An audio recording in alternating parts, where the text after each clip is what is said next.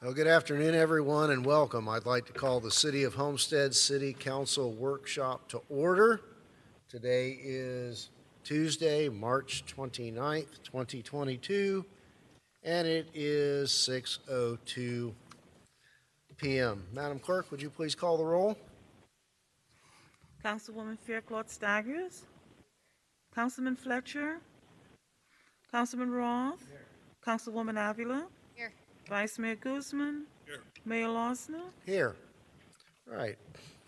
Thank you. Our first item and only item for discussion is car number 3510 regarding the old City Hall site. For those who may be new to the process, let me set the stage. After a few months of receiving proposals and winnowing down from an original 5 different concepts for the old City Hall site, in December, the Related Urban Group was chosen by this council as the party with whom we would negotiate a development agreement for that site.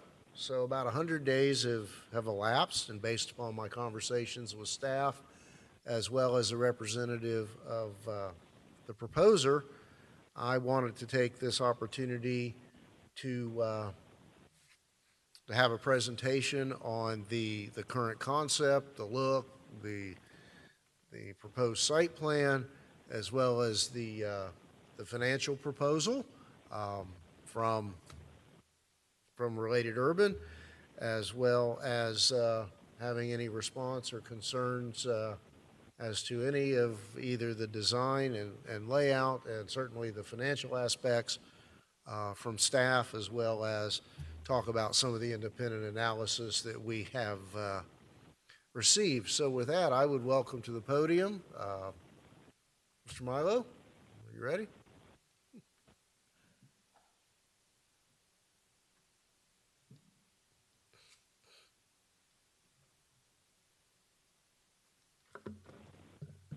Good afternoon, good evening, Mayor and Council. Thanks for coordinating this workshop so we can bring the council up to date on the progress that we've made with the development.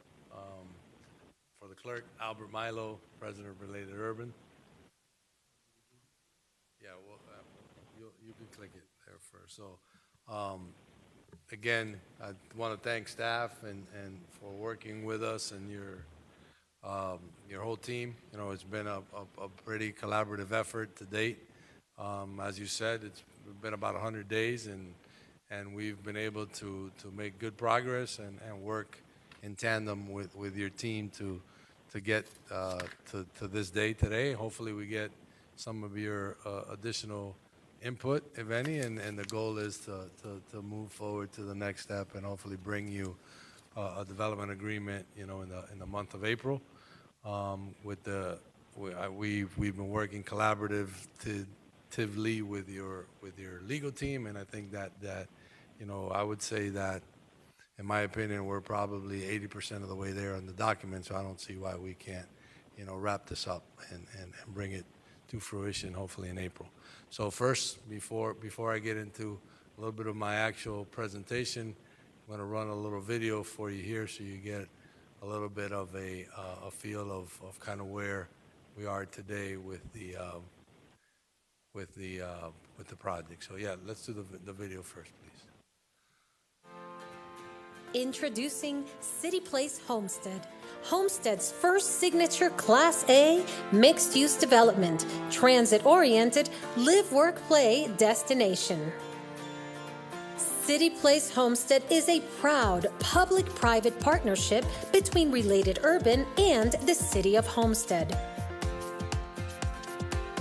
At Related Urban, revitalizing the landscape of urban living is always a priority, and for over 40 years, we have worked through a distinctive brand of culture, sophisticated and cutting-edge design, lifestyle-infused properties, and strong, dependable financial strength.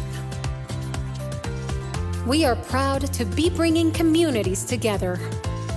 We have successfully completed neighborhood advantageous projects like City Place West Palm Beach and City Place Doral.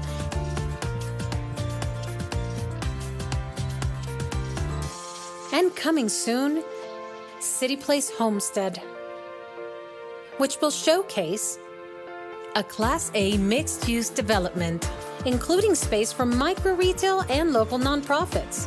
Class A residential with mixed-income units, 9 live-work units and art gallery space, a 45,000 square foot central park, restaurants and rooftop dining, extended stay hotel and 24,000 square feet of office space. Designing for wellness and community engagement is always a priority.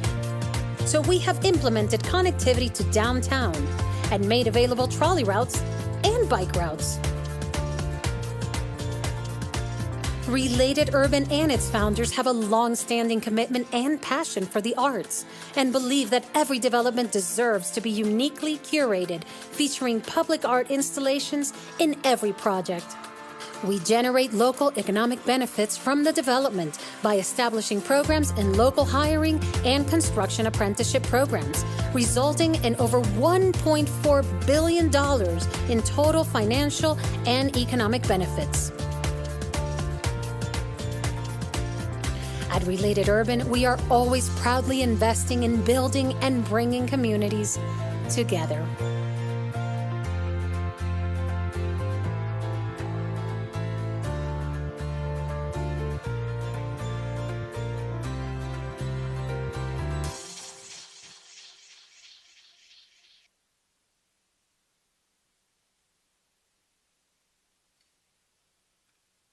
Go now to the presentation.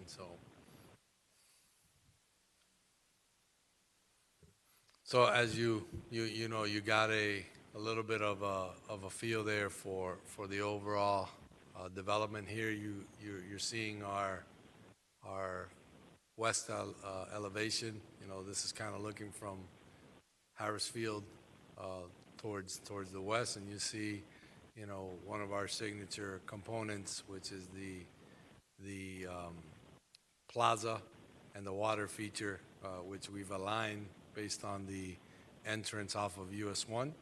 And you see some of the retail components on US 1 and eventually turning there towards Campbell, and a grocery store component and some of the other residential uses in the project.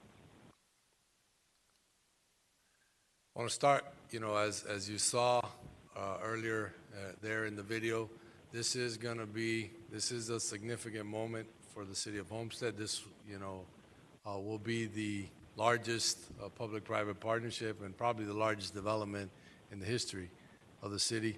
You know, as you see there, it's also going to be very important to recognize, as we've mentioned before, that this is a TOD development.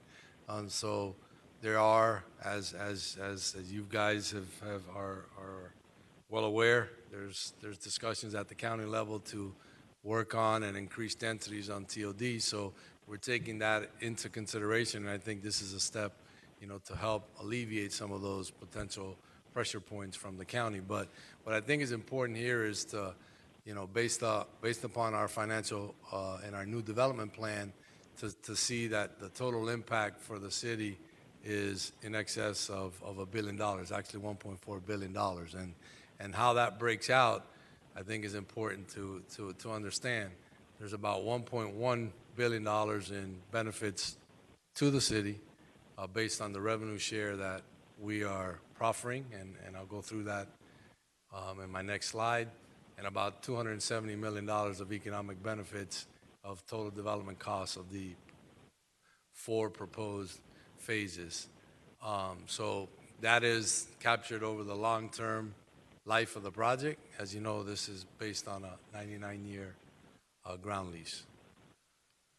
So how does that break out? So on the left side of your screen there, you're seeing when we were here last in front of the council, based upon our initial development plan, what those benefits were. You had about $464 million of financial benefits to the city, another 144 of economic development based on those phases, and 30 million for the home ownership component, for a total of 638. Now, after, you know, discussions with your staff, and some of the different items that we've been working back and forth on and as part of the negotiations. On the right side, you'll see what the projections are today. So the capitalized lease payment, as you know, is what we proffered from day one, which was to satisfy the city's debt on the property. So that'll happen as part of our financial closing of Phase 1. As part of the negotiations, the city requested of us to work on a TDR process to settle some existing off-site litigation. We've consented to doing that. That's got a cost attributed to it of $400,000. That also has to be, we're going to pay that up front to help settle that matter, which is my understanding has been ongoing for many, many years. Below that, in Phase 1, you see our proposed 15% participation, what it equates to, which is about $418 million of revenue share over the life of that phase. And then the interest savings of retiring your debt, which is about 46. So Phase 1, between capitalized lease payments, the TDR, litigation settlement, cash flow, and interest savings, it's about $472 million of benefits. Our existing Phase 2 will have another capitalized lease payment, as we proffered previously, and the cash flow participation of that will be about $239 million. So that one's about $240 million of financial benefits. Phase 3, if it remains as a full rental, market rate rental component, it also has the grocery store component included into it. We're in discussions with some very large scale, upscale brands that are really, really interested in being on this site. So we've included that into our projections. The 15% cash flow participation of that phase is $405 million. And then Phase 4, which is the hotel and office and conference center component, the cash flow participation of that phase will be about $41.2 million. So that's how it comes up to the 1.16 of direct financial benefits to the city of Homestead over the life of the project. So it's a much larger number than originally anticipated with the original development plan. In addition to that, you see there the different economic benefit costs of each phase. Phase 1 is $115 million. Phase 2 is $46.6.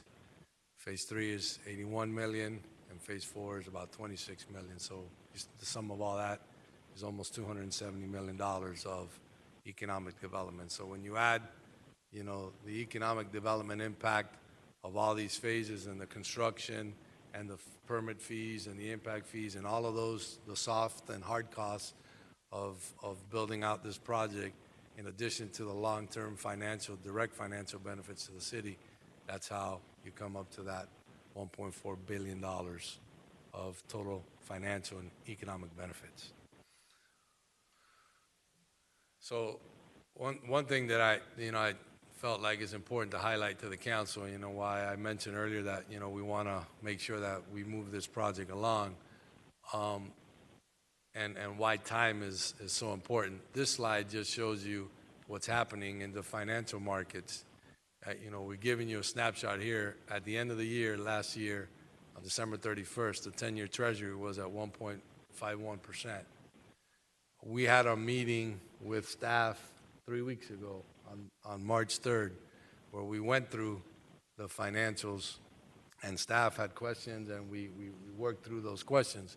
At that time, the 10-year Treasury was at 1.84. So you see, between December 31st and March 3rd, it had already increased, over 30 basis points. Well, look what's happened between then and now. It's now at 2.46, the 10-year Treasury. So what does that mean in real life terms? That even in the 3 weeks since we had our last discussion with staff, our ability to borrow has diminished, which means we have to invest more equity. I can tell you that in Phase 1 alone, it was about a $4.5 million increase in equity. So The reason why I'm bringing that up is there's a lot of turmoil in the financial markets now. It's not just interest rates, it's also costs, right? And we're going to talk about that. So it's important, that we move expeditiously to achieve this project, because time and volatility in the market is definitely not our friend. How do we address some of those issues? We showed you here in the slide. It's important to have a partner with the financial strength and the experience to be able to navigate during these volatile and tumultuous times, right? So we have equity partners, all of the top equity partners in the country, all of the top lenders in the country. We have access to them. We do business with them on a regular basis.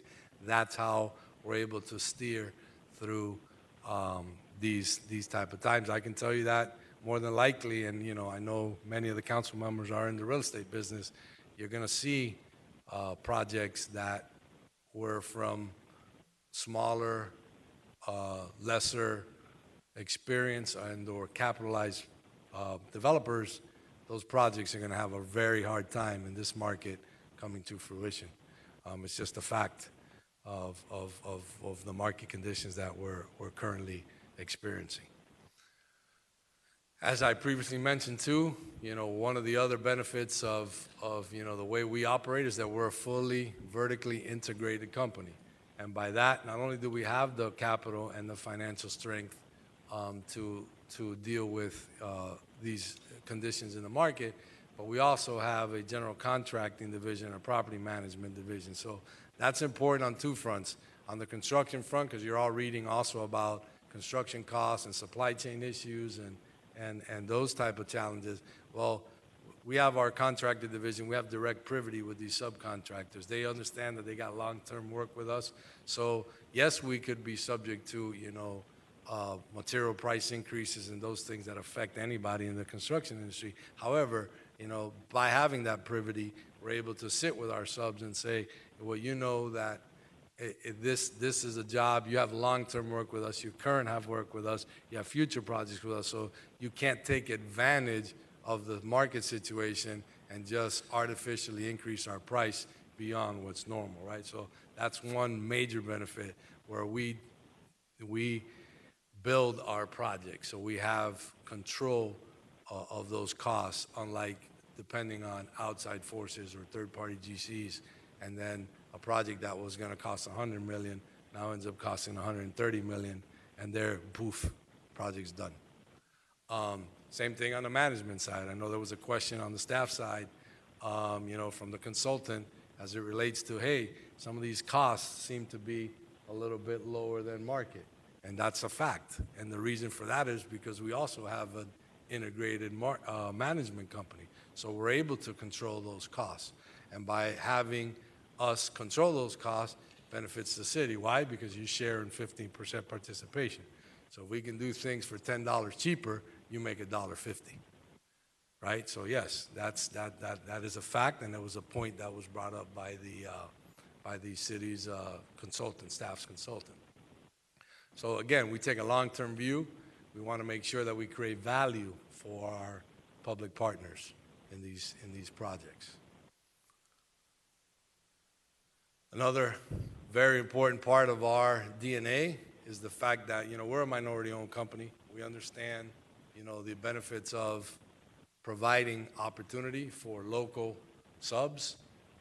So we had proffered to have 75% of the work to be to, local Miami-Dade-based groups, which are going to do what? They're going to hire Miami-Dade and local residents, right? So not necessarily relying on some outside forces that might have a lot of experience, a lot of capacity, but they may come from outside and then bring crews from the outside and not creating and keeping that economic impact locally here.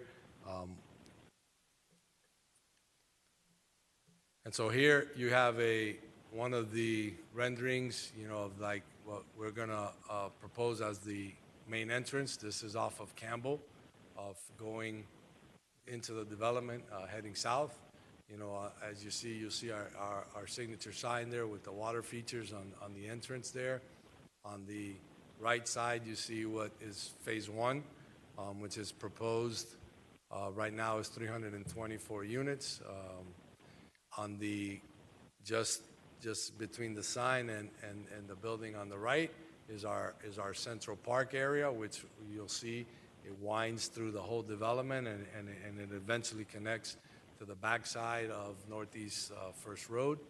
On the left, you see a slight picture of the Phase 2 facility with some of the retail on the bottom here on your left side. And then a little bit towards the back left is the liner units on top of the garage where we're proposing for the grocery store, along with the rooftop amenity area and dining area. And then a little further towards the middle back is, a snapshot of the proposed Phase 3 concept. Maybe before we go to the actual site plan, I don't know if the council has any, wait, I want to go back here. If the council has any questions at this point, or you want to go through the whole presentation and then field questions? Any preference? My preference would be to go ahead and go through your presentation and then perhaps hear from staff who may be able to answer some of the questions that we have and then kind of narrow it down from there. Okay. So here's a aerial view of the proposed site plan. As you see and you go through the site, on the further top section on the left is the hotel and office and conference space area, which is in the connecting parcel that is just to the north of the power plant, the city's power plant. And then as you come towards the right and cross east on Northeast First Road there, you see our parking structure, and the yellow kind of, I guess it's inverted C with the angle there is Phase 1. That's intended to be, again, 324 units with 9 live-work units in that phase. Just to the right of that, you see all the green space there. That's the Central Park with the plaza and the water feature in the middle as a prominent feature. And as you see, it also aligns directly with the street that goes diagonal to US 1 there. So it's centered on that entrance. Also, and you cross our main entrance, and Phase 2 is proposed as, retail on the bottom with residential on top there on that second phase. And then moving southward of the main entrance off of US 1, it's hard to see there, but it should show as pink on your screen there, is the proposed grocery store with a garage up top and liner units, lining it so it's has a nice look to it. And then towards the bottom left side in the L-shaped building is the proposed Phase 3. And as you can see, and it's hard to depict here because where you see all the circles, that's all of the green areas and all of the trees. There's, we're working towards preserving a lot of those mature trees on site. And so all those areas that kind of show around the trees as white will all be green space. So you see by producing this type of height, which is up to 8 stories in habitable space, it allowed us to open up and have a little bit more open and green space area. So on the programmatic side, you see the numbers there on the side. We have about 27,000 square feet of regular retail, almost 2,400 and change for micro retail for those small businesses that we talked about last time. Not every business is going to be a big national chain, so we wanted to have some of that opportunity to create entrepreneurship and business for real small businesses. About 9,300 square feet of restaurant space, and we have some reserved space, as we always said, for some specific homestead nonprofits. We've included a grocery store, almost 38,000 square feet. Again, an office component with a hotel component and conference space on the Phase 4 parcel. a total of 655 mixed income units, 9 live-work units on Phase 1 facing Campbell on the north side, about 2,200 and change square feet for the gallery space that we want as part of the project. And the Central Park area is a little bit over an acre as currently designed, and we're proposing about 950 parking spaces. Here's again, most of you've seen City Place Doral. We took, a tour there. It just gives you some of those elements of City Place Doral. In my view, this is City Place Homestead is going to incorporate, a lot of the good elements of City Place Doral, but I think we have a lot of additional features that are going to make City Place Homestead even a step above City Place Doral. I think this is going to be, we have a better piece of property, and we're going to have a better layout and a better project when it's all said and done, even though City Place Doral has been very effective. Here's some of the other projects that we've worked on that have some of these, mixed uses, between restaurants and boutique office space, our arts and public arts and hotel components, and also mixed-use apartments. So it just gives you a feel of some of the other projects that we've done in the Wynwood area. Sustainability, we're proffering to go and get a gold certification, NGBS gold certification. So the project will be designed with all of the sustainability components to achieve that certification. And again, we're going to work to preserve a lot of the existing mature trees as much as possible on site. Here's just, some of the uses and the ideas of that Central Park that we're going to create. Obviously, it's going to be open to the public. It'll be maintained by us. It's not necessarily a public park, but it'll be a public space open to the public. That'll be part of our responsibility to maintain, but it just gives you some ideas of some of those additional uses and public functions that can happen in these type of spaces. We're going to work as we always do and have community engagement. Arts is a big component for us, and as we had proffered originally, we're working to provide a permanent home for the Homestead Center for the Arts, and we will be collaborating with the Seminole Theater, as we had mentioned, about having promotional stuff within our tenants, and so we'll collaborate with them, and that's something that we think is going to foster a lot of good interaction, from day one as part of the redevelopment. And again, this gives you some of the public art installations and some of our recently completed projects in other parts of the county. As you can see, they're prominent. It's part of our corporate culture. It's come from our founder, George Perez, and everything that we do, he's going to make sure that art is at the front and center of it, no matter if it's our office building or if it's a affordable housing project or a luxury condominium or anything in between. It's always going to have a very big focus on public art, but also interior art and curated by our own art department. So we have a full staff that works and curates, all of these pieces for us within our projects. Resort style amenities, again, I know this project is, it's intended to be a full market rate project. There's going to be a small component of affordable that we're proposing in the first phase. It's 20%.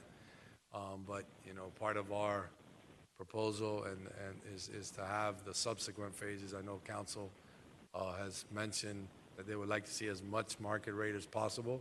So one of the things that we said we could modify is also to have phases 2 and 3, anything going forward, to be full market rate unrestricted. So it'll be phase 1 that'll have a small 20% affordable piece, but regardless, we're always going to have resort style amenities in anything and everything that we build. Same thing goes for our interior unit finishes. You'll never be able to distinguish, regardless of what income demographic we're trying to serve, it's always going to look best of class. That's our brand. That's in our corporate DNA. We're never going to compromise that in any project that we build. And here's a little bit more interior shot. This is off of the main entrance of the project. Now you're a little bit more, you're by the fountain in the plaza area. So now you can see, again, on your top right side there is the phase 1 building. That's the 8-story, the proposed 8-story building. Just to your left here with the kind of like the squares, those are the liner units, you know, on top of the micro retail and the grocery store. And a little towards the back, you get a picture of our proposed phase 3 building. But as you see there, you know, it's a lot of open space, a lot of pedestrian-friendly space, not just geared for the cars. You know, we're going to be selective in how and where we place the parking areas and the cars to make it feel like a place where it's, you know, I think the way to best describe it is like a city within a city, right? We want you to be able to come here, park your car, and have all of those lifestyle needs met within City Place Homestead, not necessarily outside, right?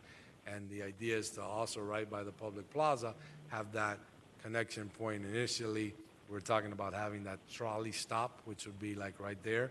You know, I know we've heard about maybe one of the ideas is to create that, and maybe instead of the traditional trolley, but to maybe make that be more of a circulator where it connects from City Place Homestead to a strategic area in downtown Homestead. And it's a circulator that its function is to take you from the downtown area to City Place Homestead, and that's kind of the way it works. But we're planning to have a public stop within there, right by the public plaza there within City Place Homestead. And there again is our overview and our west elevation and our west shot overlooking and towards the Everglades. So with that, I think that concludes my presentation. Thank you, and I'll address any questions that council may have. All right, thank you. I think, Mr. Milo, at this point, I guess for a moment, get comfortable, and I'll turn it over to the manager to kind of give us an outline of staff's process of reviewing all components of this and where the city's team is at this point on this proposal. Thank you, Mayor. And first, I want to thank Related as well. They've been very forthcoming. Whenever we ask for information, they immediately get it back to us as quickly as possible, and it's been a pleasure working with them as well. Now, in terms of staff, needless to say, this is probably one of the most complex deals the city of Homestead's ever gone into. So there's a lot of moving parts in here, and the biggest one is the financials. So staff has been working with 2 third-party consultants to go ahead and look at the structure of the deal to ensure that all the numbers jive for us. So over time, we've been asking questions of Related, and they've been providing us the information. The consultants look at it. Other questions naturally occur. In fact, we met with them today, so I think we're getting to the place right now that the consultants are going to be able to come back to address any points that, you know, we should be really looking at or not. So we got some additional questions today that they need clarification on, and so we're going to be forwarding those to Related, if not this afternoon, or not this evening, tomorrow morning or tomorrow afternoon. So once we get that information back, the consultants are going to go look at it as well. And what I'm thinking at that point, similar to the meeting we had a few weeks ago where we had everyone in the room, to have you gentlemen there and your financial people with our consultant as well, to go ahead and finally hammer this out, you know, any pending questions. So at that point, we can come back to council and say, listen, this is option A, 15% of net, this is how it looks, you know, pros and cons, and the same thing is going with a fixed amount. This is how it looks, pros and cons, and then go ahead and have council decide which way they want to go with the deal. Well, in terms of, and I guess, is it fair to say that our independent consultants and our in-house finance people haven't seen any glaring omissions or errors in the numbers as presented. Not They glaring came up or, with the calculations. I'm sorry, didn't mean to interrupt you, Mayor.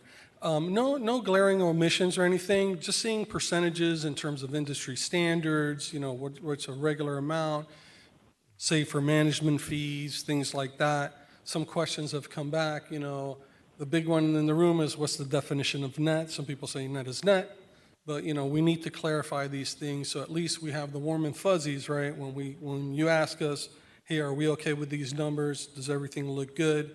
That we can stand here with a straight face and say, yes, it is, and then, and ensure that everything looks good.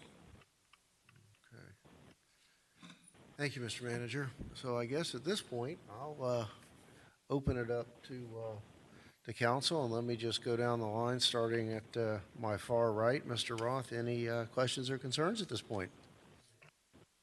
Okay, Councilwoman? No questions, other than, or maybe I do.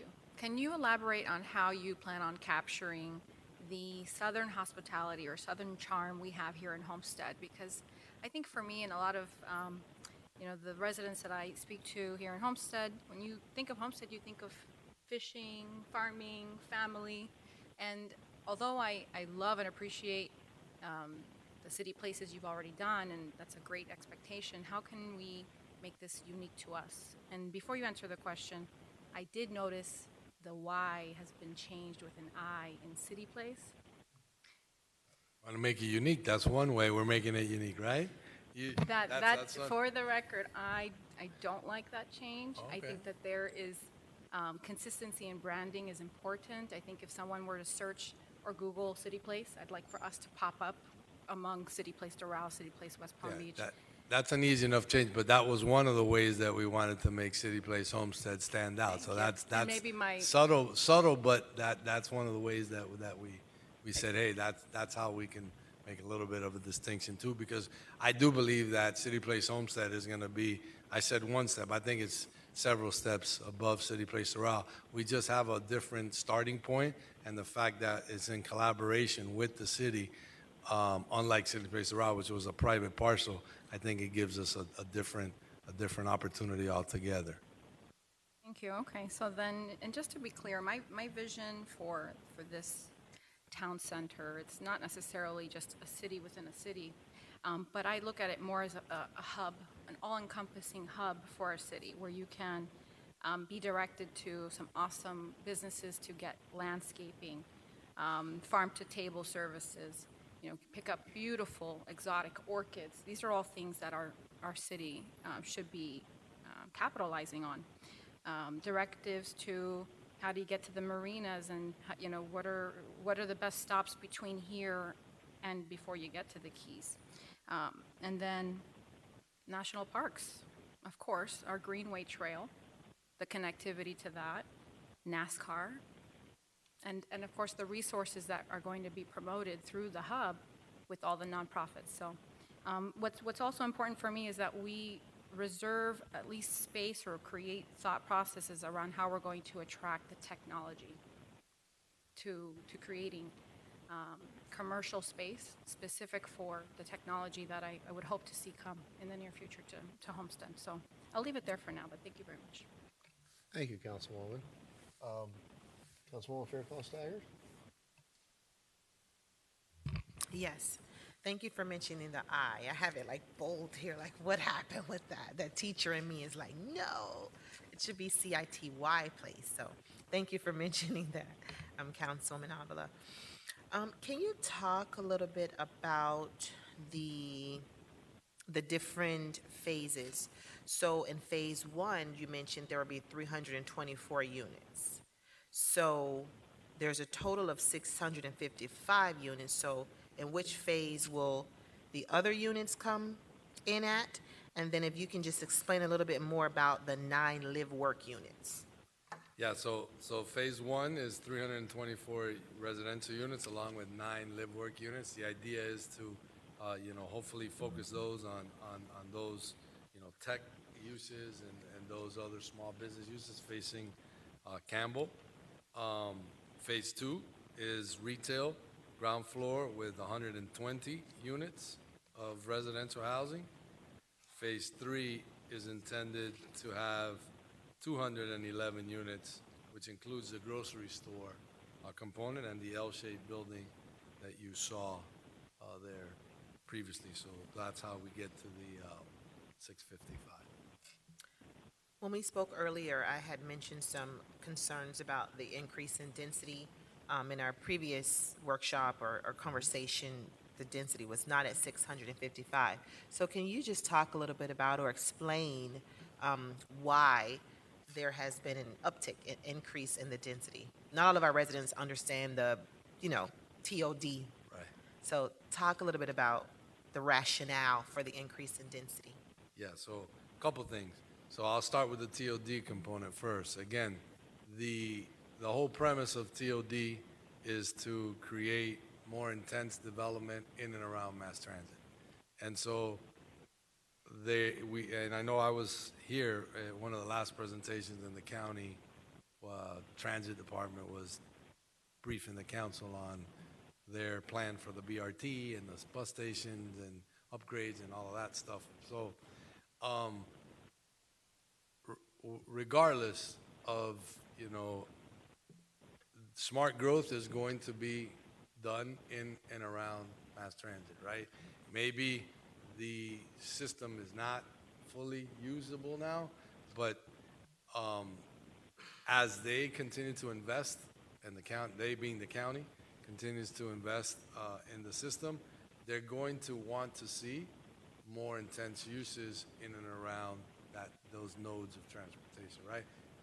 More to the point, again, what I mentioned before about the pending zoning overlays that they're talking about using. So number one, it is, part of that whole smarter growth in and around TOD, number one. But number two, which I think is even more important, is the fact that in order to attract the best-in-class brands and retailers, which we're already being contacted by because they know, and the word is out, hey, Related is negotiating this, and based upon, our existing business relationships, they're going to want a certain amount of captured audience within the development, Though, yeah, there's other brands that do their metrics a little differently, and their metrics are going to be maybe, hey, they'll draw a circle within a 5-mile radius, a 2-mile radius, a 10-mile radius, and then they'll say, we have X amount of residents around here, and we'll do that.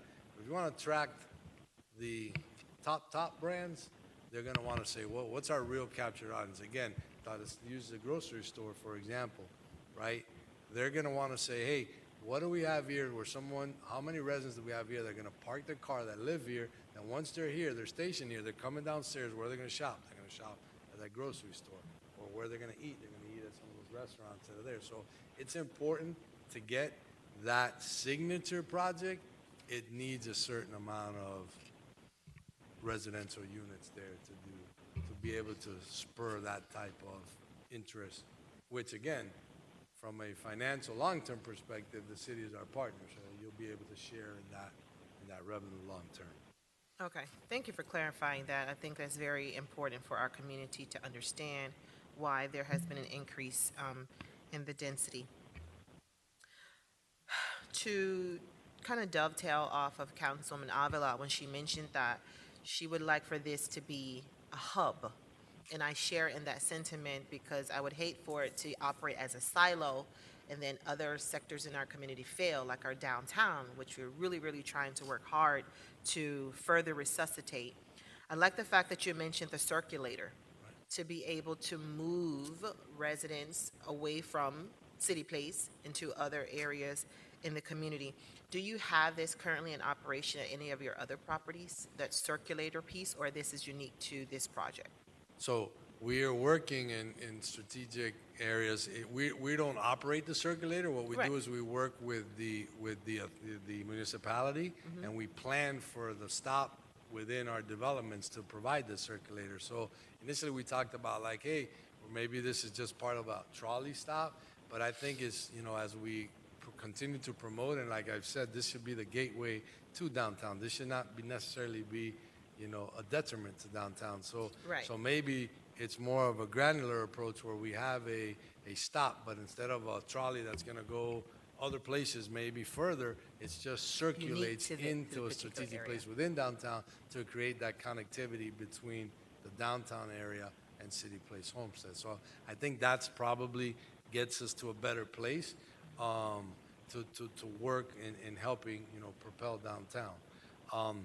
As it relates to the hub that Councilwoman Avila is mentioning too, is, as we remember, we have set aside space for the nonprofit. That's something that we can work with city and stuff, and maybe we can have maybe visitor center is not the exact right word, but something along those lines where we can have, promotion of other businesses and other attraction, other things within the City Place Homestead. When somebody comes there, could say, look, you could buy and go do the orchid show purchase here, or the fishing here, or go to the national park, get information, something to that effect, where it's a destination stop within City Place Homestead that we can have, as part of the development. So that's something that I think definitely is achievable. In addition, you don't really see it too well here in this rendering because it's hard to capture it, but the idea was also to have a digital billboard / type of display where events could be, we're saying maybe at the corner of Campbell and US 1. It's very hard to see here, but you'll be able to promote. The rodeo is coming to show. There's a show at the Seminole Theater. There's an event at NASCAR, and whatever that is, where it could be digitally displayed, and that's always monitored, where people are like, wow, here's that going, and that's part of, something that we promote, other activities within Homestead, but as part of City Place Homestead.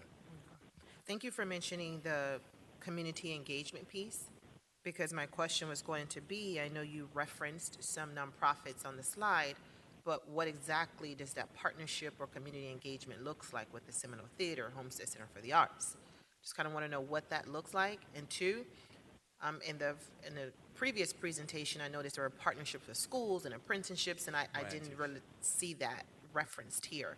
So is that no longer on the table, or it just wasn't a part of the presentation? Yeah, no. So two things. As far as it relates to the Homestead Center for the Arts, again, what we talked to them about was providing them a permanent home. It's my understanding they've never had a permanent home, even in all their time. So again, that'll be part of that designated space for nonprofits that they'll be provided. Branches was another organization that we talked about, that provides, some of those family self-sufficiency type programs in there, right? So they'll have a space. As far as it relates to the theater, the idea was always to collaborate and be a partner and help promote. And in certain aspects, it might be promotion, might be buying tickets for kids of school in and around. It might be other for elder, different type of promotional things, and that's what we always envision as it relates to the theater. On the job side, it goes back to that economic development piece. So we have our own apprenticeship program, which is, we have a certified apprenticeship program through the State Department of Education. So we will be working either with the college or with the school board directly to provide that, training, because there's a work piece, but there's a classroom piece. So we don't provide the classroom piece. We collaborate with the school board or with the college to provide the classroom piece, and we provide the job piece for the apprenticeship. Okay, thank you for mentioning that economic development piece as well. Councilman Avila and I had a sunshine meeting to discuss economic development and, just try to pick each other's brains on our vision for how we want to move forward with this. And this project came up, and it's going to be very integral in moving forward with economic development. And we'll talk to staff a little bit more about that, and then there'll be a presentation with all of us from staff regarding economic development. My final question to you for now is, you referenced that 75% of the contracts will go to local firms, but you referenced Miami-Dade County. So Miami-Dade County is huge. So how can we ensure that local contractors within, the city of Homestead and Florida City have their fair share of this pie? So I think it's a discussion that we can have and say, look, out of the 75%, how much of that could be, for City Homestead proper, and so that's something that we can work out with staff there. A portion of the 75 to be, but I think the bigger concept too is that it's not like, hey, we're gonna bring guys from Of course. Jacksonville or Orlando, the companies from that to work. We're gonna keep that, but yeah, we're certainly open to having a portion of that be Homestead local. Homestead. Thank you. Thank you for your willingness to get a little bit granular with true locals in the city of Homestead. Just a comment to staff, when Albert Milo mentioned the circulator, moving throughout this development into the downtown, I think there's an opportunity for us to partner in moving residents throughout this facility with the freebie, and we can potentially use PTP funds for that relative to this project. So if we can definitely put that on the table and explore that with Julio, so that we can have our own version of a circular to move residents to this property and our downtown. So We've already reached out to the group, and we're scheduling a presentation from them to see how they can go ahead and help us out here in the city right now. okay, thank you. I will rest there. One more point, Okay, just go on ahead. back to your density, I forgot to mention too. Remember, part of the density too is we're settling that lawsuit and bringing 40 units of density and TDR. So that's part of the transfer. Was part that two. mentioned here? Yeah, it was mentioned in it's the The, $400,000 that we're Oh, okay, offering. okay. All right. I was like, was I writing and missed that? But you just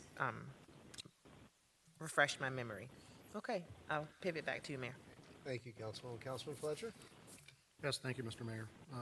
Kind of piggyback on that question with regards to the development rights. How are we looking with our partners there? Are we on track with the other parties to come to an agreement? I'll turn that over to Matt. Principally, it seems like everything's moving forward with that understanding. There are some details that the city will not be a party to any negotiations for the purchase of those rights. We would simply process an application when they reach those terms. But the way that the idea is being crafted right now is it won't be a holdup to the larger developments. So we sort of built in a safety valve as it currently stands, so that if that falls through, that the city would be compensated in a way that they might be able to address it separately on their own. Understood. Thank you for that clarification. That's been a long-term issue affecting the city, and it'll be good to get that off the books and let us work on some more future issues that we need to look at. I'd like to ask Mr. Milo in regards to construction time frame. Let's say we give an approval for this in the next couple of months. For phase one, what are we looking at for each phase out into the future, time frame wise? Yeah, so, once the development agreement is approved, we're going to go through the zoning and land use comp plan amendment process. My understanding, that's going to be 6, 7, 8 months. We're going to work collectively with your team. There are some benefits because it is a city application, so you'll be able to move expeditiously. We will be reimbursing the city for those costs. So again, that's on our side from a financial perspective.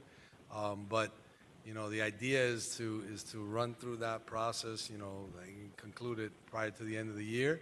And we just, we have to finish our construction documents, get a permit, and start. So the goal is to be, starting within the next 12 months of first phase, within 12 months of approval from the development agreement approval, from the city council approval of the development agreement. So start, and then phase one is roughly 12-month We get it approved in process. April, we start in April.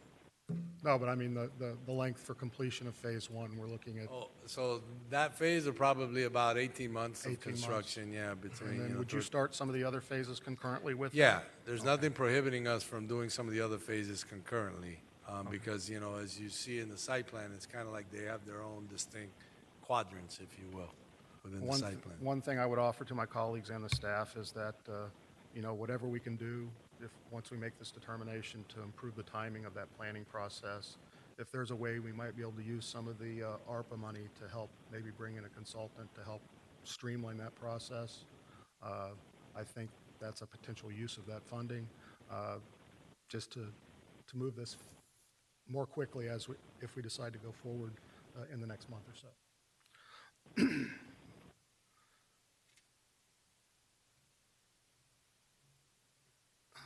I would just like to offer too, over the weekend, I was driving just north of the city on Old Dixie Highway.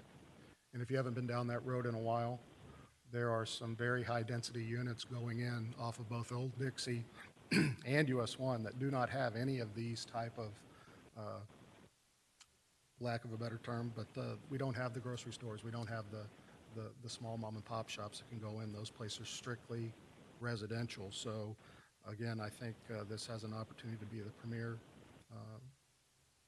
location for this type of investment by the city, and as well as Related Urban for making the city a place to come and look at the future.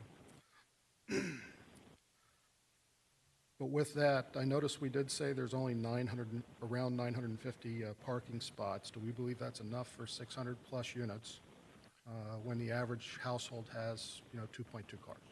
So again, that's a function of a few things. Number one, back to the concept of the TOD development, all future models are that there's going to be a little bit less dependency on cars, right? That's part of all of the analysis that everyone is doing, especially in and around the TOD areas. But also, we will do a traffic study. That'll be part of the plans that we have to go through. So that is still subject to modification. So that's a little bit, again, this is a preliminary plan. So there'll be market forces also that dictate that, right? So some of the final tenants and retailers may say, hey, we want X amount, and we were planning a little different. So that's just our preliminary number based on our preliminary development plan, taking into consideration some of these smart growth principles that everyone is working on, a little bit less dependency on cars, TOD development, and also a function of unit mix, right? So it's not, we don't have a lot of the large 3-bedroom units either. So it's a function of unit mix too. Yeah, one of my concerns was, the local retail businesses not having enough parking spaces if all the residents are taking up parking spaces. No, the retailers won't allow that in the top brands. They're going to want their dedicated spaces on that. Okay. That's all I have at this point, Mr. Mayor. Back to you. Thank you, Councilman Fletcher. Vice Mayor Guzman. Thank you, Mr. Mayor. Mr. Milo, I wanted to ask, you've got 20% of affordable going in phase 1. Is that going to be in all the phases, or is 20% total?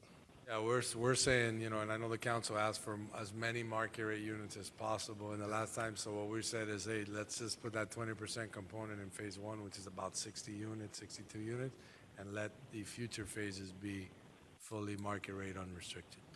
And can you help me understand again how affordable helps set off some tax breaks? Because I forgot exactly what that meant. Yeah, so and under IRS code, you have two alternatives to issue tax-exempt bonds.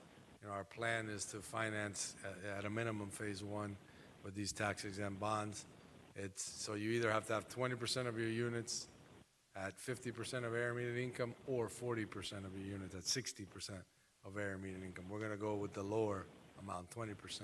So that's, you check that box from an IRS perspective, and then we're able to apply for local tax-exempt bonds to the Miami-Dade County Housing Finance Authority. And those are as-of-right bonds, so it's not part of a competitive process. It's not part of other projects that, may be reliant upon going to Florida Housing and trying to get competitive funds in order to secure money to be able to develop. It's a totally different process. It's just tax-exempt bonds. So we check that box and we're eligible for funding. I would say that,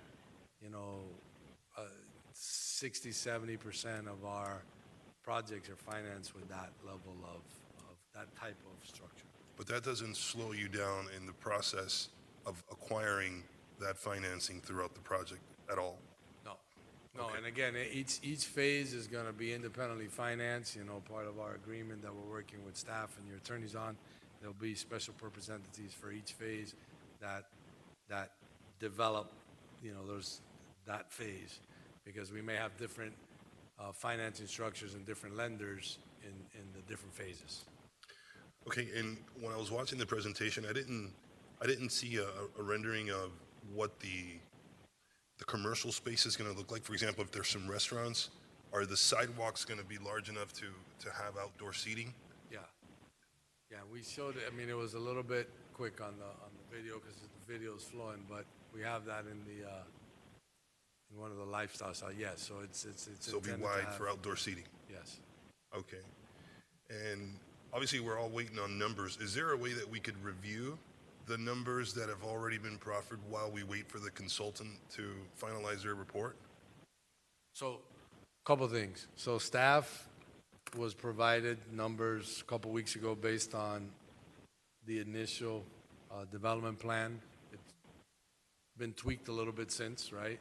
We stuck with those numbers because we did not want to give staff a different set of numbers. We have updated our numbers based upon the development plan that I presented to you today, which is the 655 units, the grocery store, the hotel, all those components, which is those numbers that I showed you that went over the $1 billion mark. The concepts and the assumptions, the rent growth, the 15% participation, all of those are the same. I'm sure now, I guess, you know, as the manager mentioned, they're gonna ask us for certain questions that they have. Well, we're gonna then provide them these 4 phases of financing. Say, here's the plan that was presented to the council yesterday, and here, and then we'll give them the 4 phases. But we have the assumptions. I mean, if there's any questions that are specific to the numbers, I have them here, so I can answer those. So the consultants are scheduled to get back to us next week?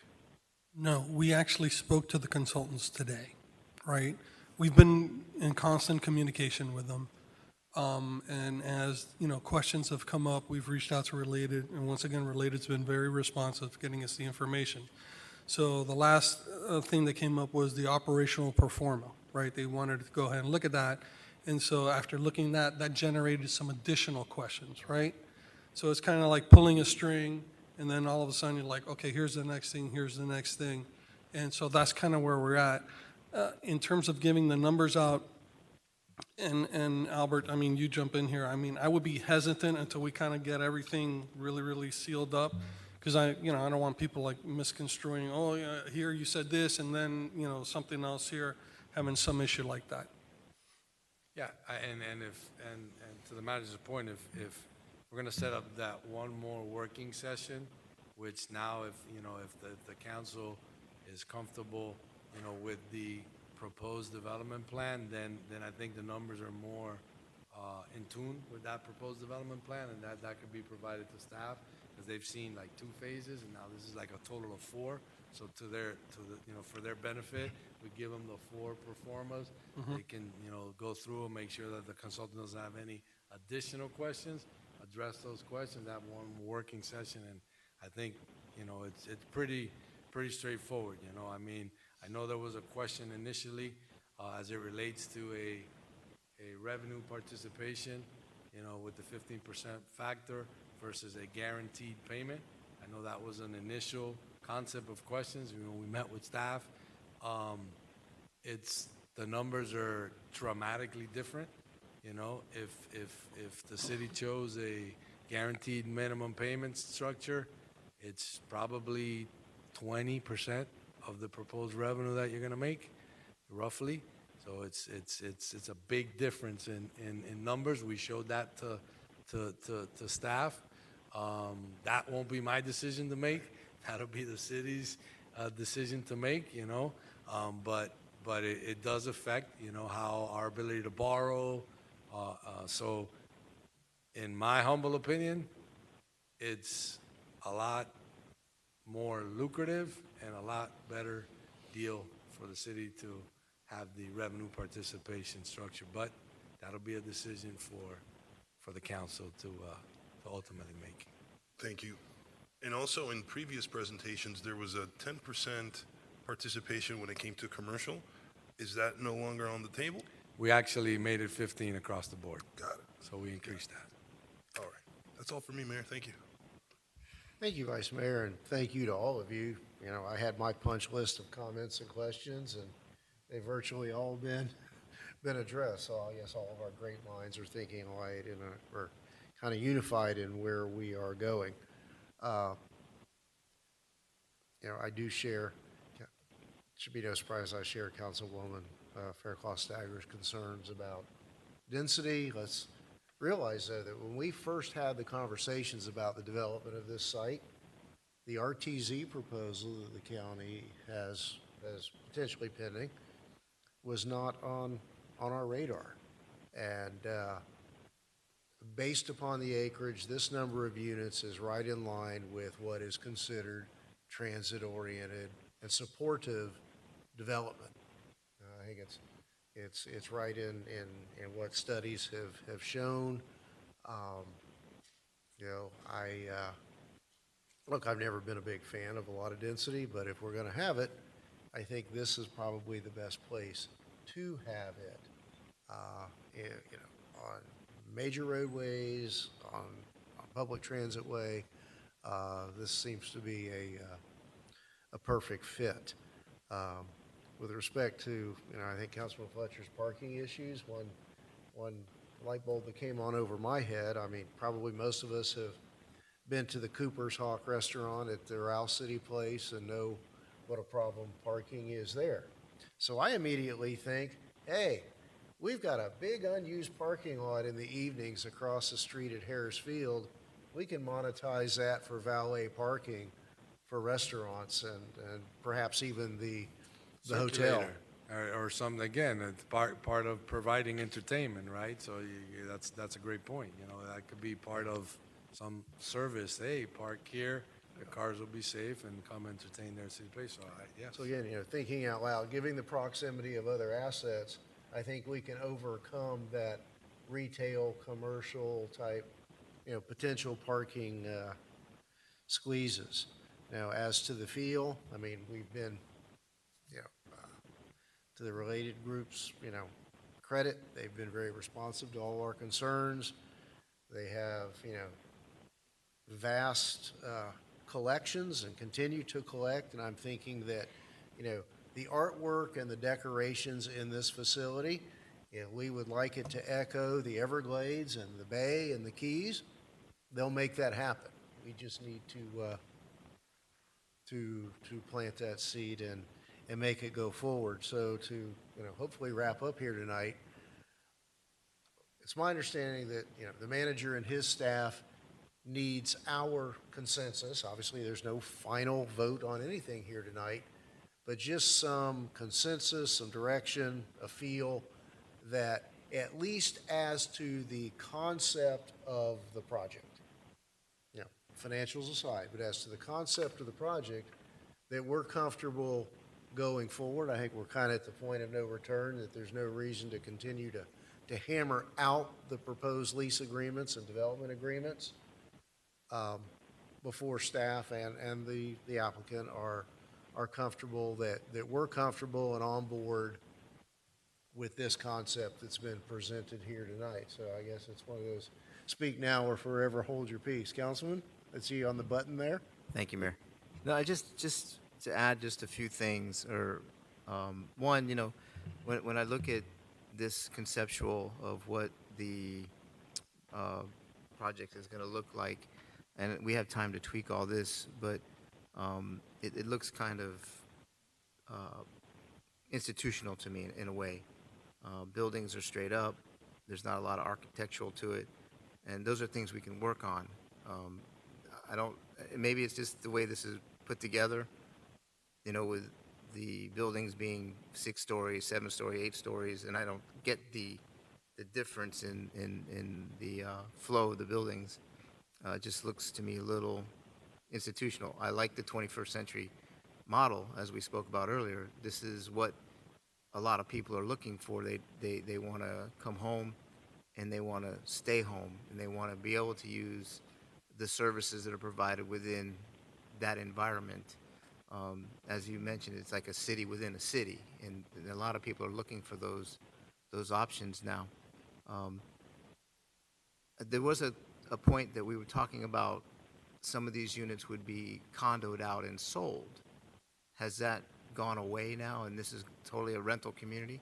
Oh, so that's why we said that phase 2 or 3, we want to propose it as unrestricted, so no affordability restrictions, and give us then the option to, depending on market conditions, to either make it a homeownership phase, and we'll share that revenue stream with the city, or a rental phase. And again, use the same, we evened out the revenue stream to not have any disparity between commercial or rental, or in this case, homeownership, if that's what the market dictates there. We can take any one of those phases and convert that to a homeownership phase.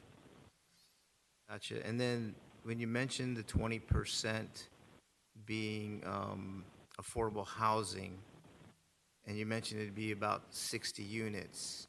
So that's only phase 1's Correct. projected units. So the 20% won't carry over into the entire development. No, that's why we're saying we want to have the council's blessing to make the subsequent phases unrestricted with no affordability requirements. Right. So in your projections of revenues to the city,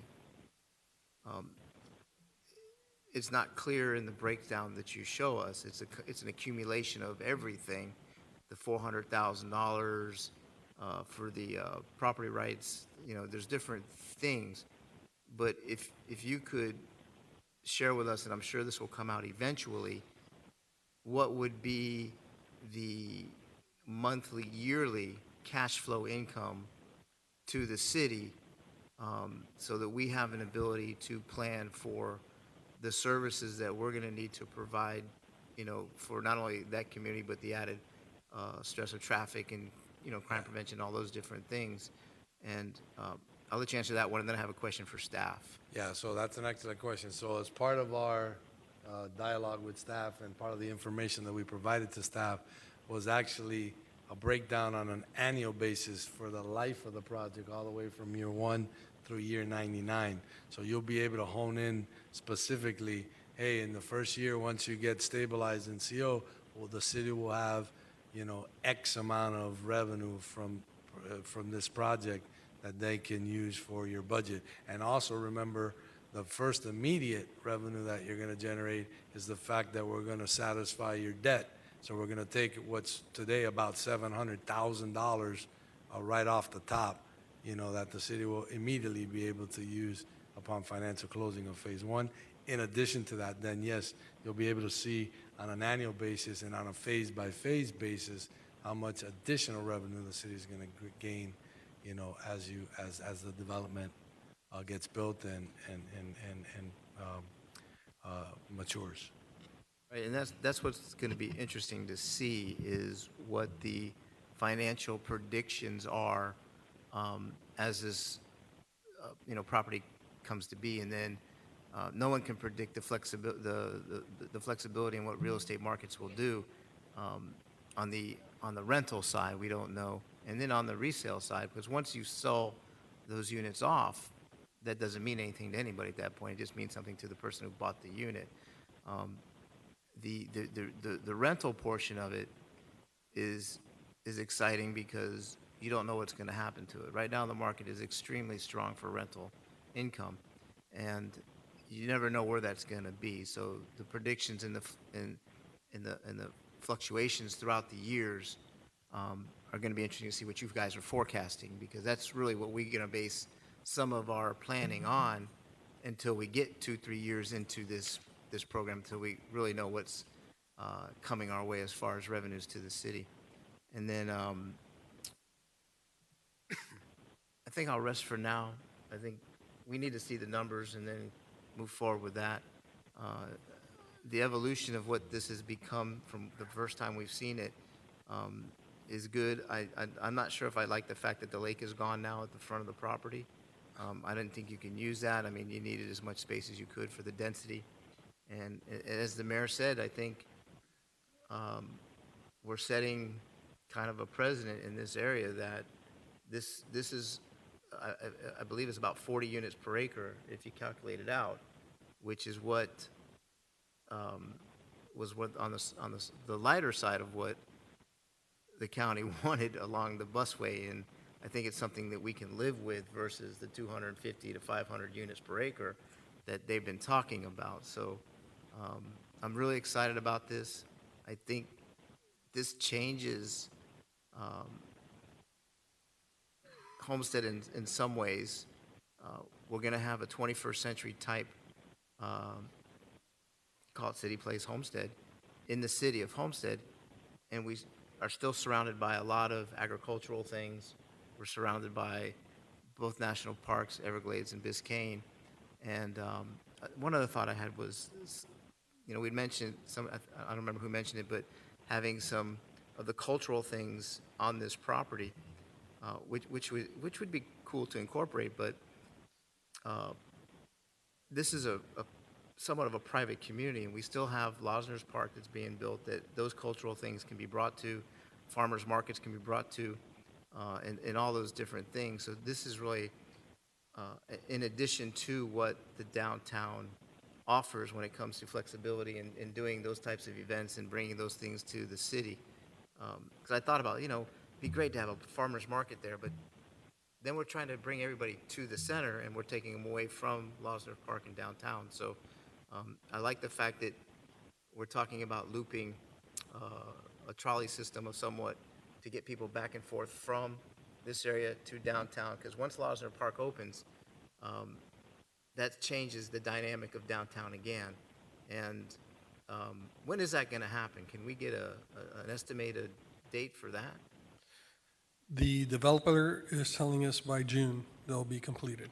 June, so we'll have a ground opening and groundbreaking and all that. That's great. Yes, sir. Not groundbreaking, we'll have a ribbon cutting for that event. Correct.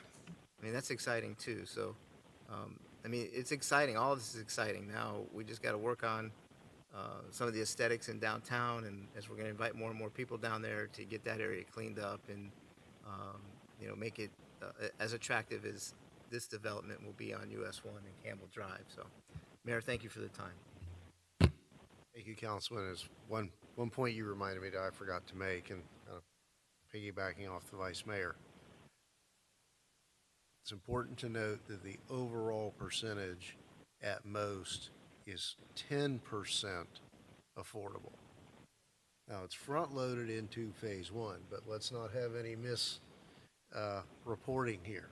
At most, it's 10%. It just happens to be at the beginning of the project. That's, I think a very important distinction for the public that sees these projects with no amenities whatsoever along US 1 and Old Dixie Highway. We need to, it's incumbent on us to really make that distinction, that is not what this is ever contemplated or intended to be. So with that, we're back to, are we okay at this point? And again, not with respect to the financial aspects of it, but the concept of the look, the feel, the layout of this project is presented tonight. Are we all comfortable with staff going forward based on this product mix and this layout? Seems like you've got 6 sets of thumbs up and heads nodding, Mr. Manager. I hear you loud and clear. Thank you. And I share Mr. Milo's hope that by mid-April, we will all have been briefed on the numbers and are comfortable with what those numbers say, and that we can come back on a special call basis. I think this momentous decision merits a special call, and approve the development agreement and the lease agreement. We'll begin to move forward then. Well, there's nothing further then. I'll call this, yes, Mr. Kraft.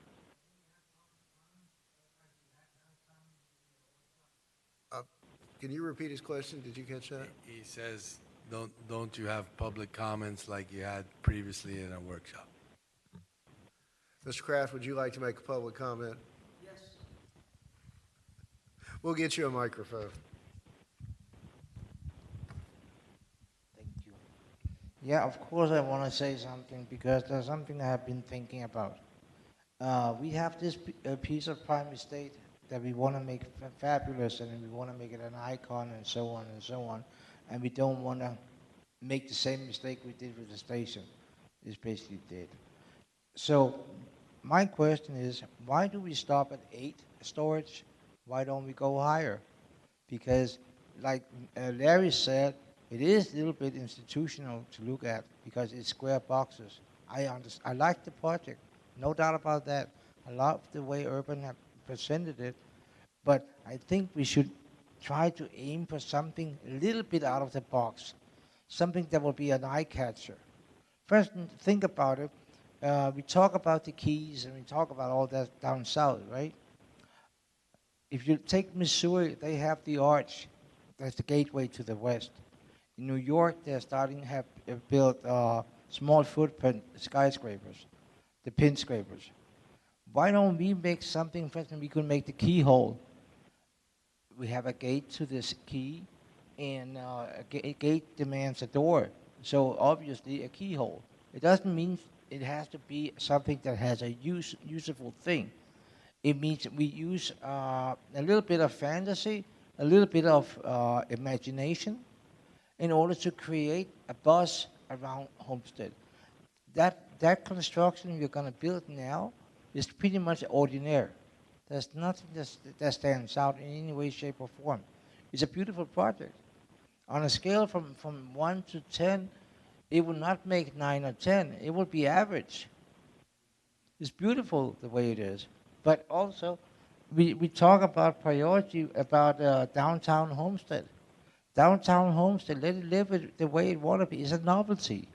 I'm making an office down there. I like downtown Homestead. But stop focusing about it and say, this makes a priority, because that's a prime estate. We have an opportunity to make a statement that could be heard outside of Miami-Dade. Why not aim for that? Those guys are good. We just need to give them the visions that we want, if we want them. Otherwise, it will just be another piece of real estate, and it will go over in history as something we will never talk about again. And also, we have a tendency to talk about affordable housing. Why not make it for the people who can afford having a good housing? And let's say we make a little skyscraper, tall house, right? And we make penthouses. They have a rooftop restaurant, just like Guzman and I talked about. We should have in Homestead. They have had that in Miami for years. We could stand out by doing something great and let those people who can afford 14, 15, 12, or whatever storage it would be, could afford that, right? And therefore, I think when we can attract people like that, then they will buy a nice piece of real estate. Because if you look at New York, for instance, I know New York are far away from us, but you buy an apartment as an investment, you put art in it, you gain the revenue later on, you don't have to live there, you just have it.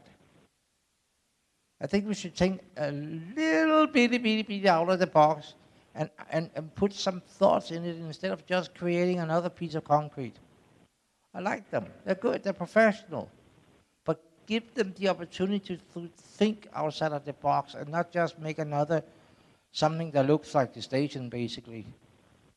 That was my words. Thank you, Mr. Kraft. I don't disagree with some of your points there.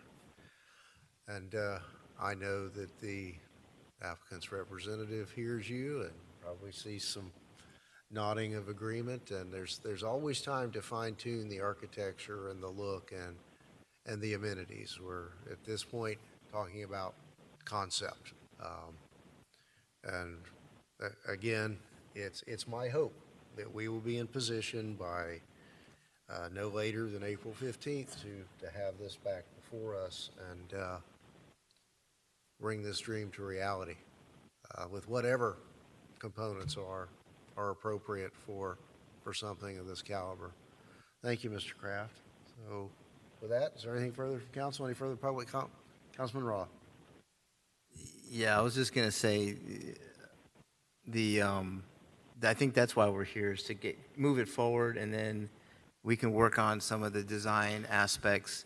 I understand what Mr. Kraft is speaking of. Ever since we built the 6-story parking garage downtown, people that go onto the top level enjoy the view from that 6 stories, and maybe there is an opportunity here to look at the architecture and put these buildings a little bit taller, not increasing the density anymore, thank you very much, but creating a different balance and a different look, and maybe adding that.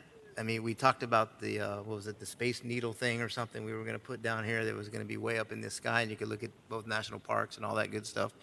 Just a thought, but this is really not what this was about tonight. This was more about getting to this point and then moving it forward, giving staff the thumbs up to just hammer this thing out, bring it back to us mid-April. Let us look at it long enough so we can understand what it involves, and move it on to the next step, which is, I think, is what we're looking for tonight. Absolutely. Thank you, Councilman Roth. I think April 12th is a committee of the whole meeting. Perhaps we can have that meeting in conjunction if we're all ready to go. All right. So with that, thank you all, and I'll adjourn this workshop.